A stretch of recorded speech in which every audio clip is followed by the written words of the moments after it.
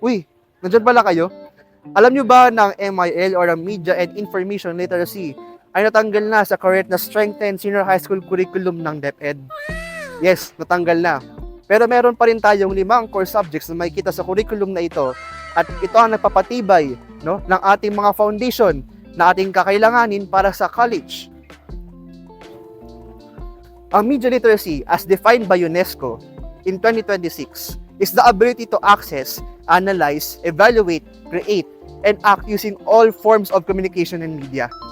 Ibig sabihin, ito ang abilidad natin upang kumilatis ng mga impormasyon na nakikita natin sa internet.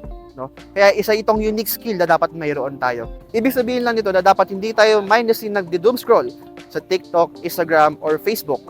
But at the same time, we should also look at kung ano yung mga nakita natin information sa lahat ng mga sites na ito. Dahil possible sila ay fake news, misinformation, or disinformation. Ito ang importansya ng media literacy sa ating buhay.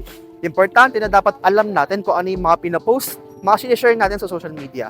Dahil di lamang ito para sa atin, kundi para sa kinabukasan ng ating bayan.